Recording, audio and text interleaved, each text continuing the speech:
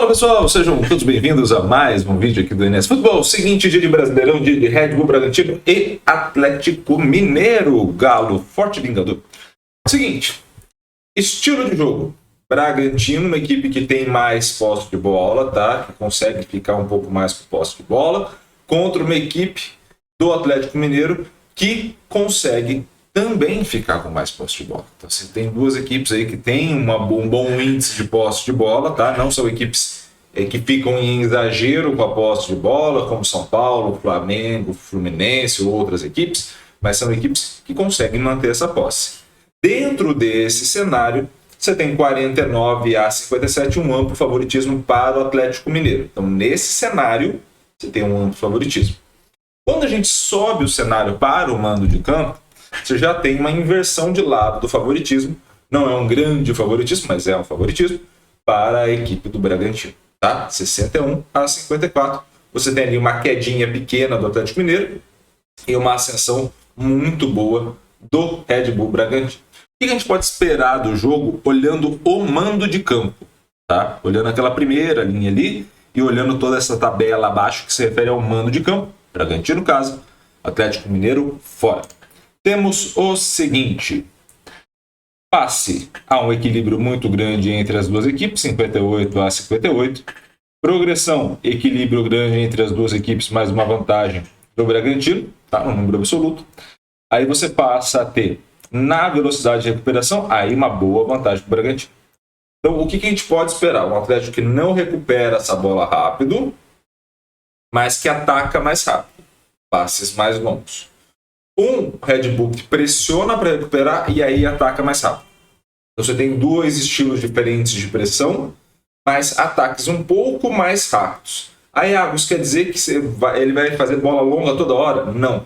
Isso quer dizer que os passes são mais para a frente, e aí você tem situações onde você consegue manter um bom índice de posse de bola sem necessariamente deixar de progredir. Você mantém um índice interessante de posse de bola sem necessariamente abrir mão de progressão em campo, tá? Você tem essas duas formas de jogar. Quando você vai para o cenário de finalização, ou seja, o momento que as equipes vão finalizar a jogada, você passa a ter uma vantagem do Bragantino no total de finalização, uma boa vantagem, mas na hora da conversão, uma vantagem do Galo. Então você tem aí um cenário para cada lado. O Bragantino depende muito mais da tentativa e erro, e o Galo é mais efetivo. Tá? Mas isso nesse momento equilibra a situação. Quando você vai para baixo é que tem um pequeno desequilíbrio favorável ao Bragantino. Você passa a ter no bloqueio o Bragantino sendo favorito e na defesa do goleiro o Bragantino também levando vantagem. Tá? O que muda do Bragantino para jogar contra uma equipe parecida com o Atlético Mineiro? São duas coisas diferentes. Eu tenho ali o Bragantino jogando em casa em laranja. E esse nem vai precisar de muito desenho, porque está mais fácil de entender. Né? E você tem em azul o Bragantino sofrendo contra adversários parecidos com o Atlético Mineiro. O que isso impacta em termos de organização do jogo? Você tem basicamente uma diminuição do teu potencial. Ou seja, você encontra dificuldades em pressionar, você encontra dificuldades em encontrar os passes e progredir em campo. E isso passa a ser uma dificuldade. Por quê? Porque não está no campo da estratégia. Quando você vai para essa questão de estar numa estratégia, você abdicar de estar com a posse da bola, por exemplo, para conseguir, aí sim, contra-atacar, por exemplo, né? Você abdica de estar com a posse de bola, recua as linhas de defesa e ataca mais rápido utilizando os pontas. Show de bola, é uma estratégia. Qual que é o impacto que vai ter? Você vai ter um aumento da finalização, você vai ter um aumento da taxa de conversão. Nesse caso, o Bragantino tem impacto negativo em todas as principais variáveis. Se protege pior no bloqueio, se protege pior com a defesa, tem uma queda na taxa de conversão que já não era alta, como a gente mostrou lá, e também tem uma queda no número de finalizações. Ou seja, nesse caso, temos 4 dificuldades, tá, apresentadas, e por isso cai a chance de vitória contra uma equipe parecida como o Atlético Mineiro. Tá?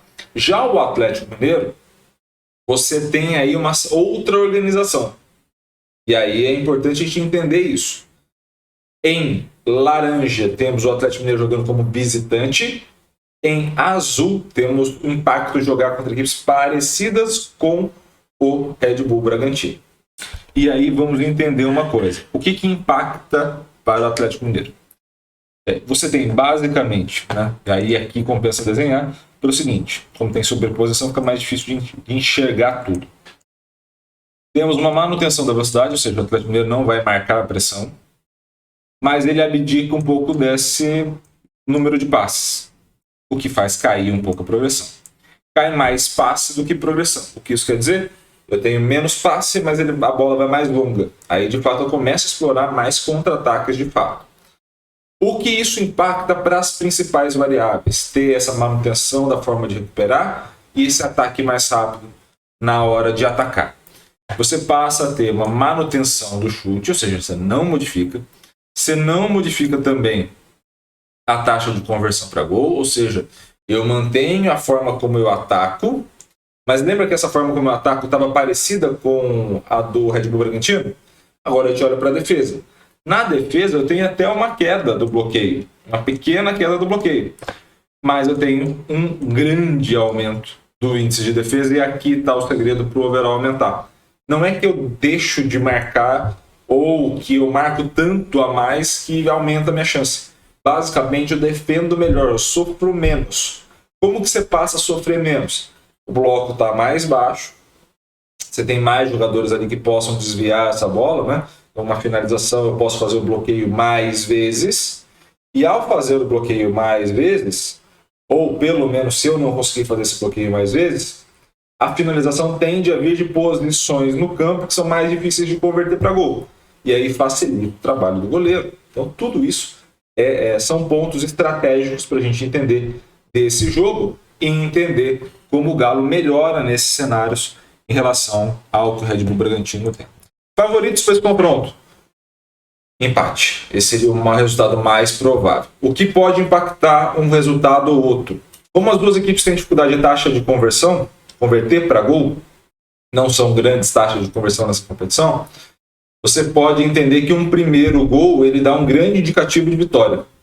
Então, o Red Bull Bragantino fazendo o primeiro, ele toma conta do jogo, de fato, né? Você passa a ter um controle mais estratégico do jogo.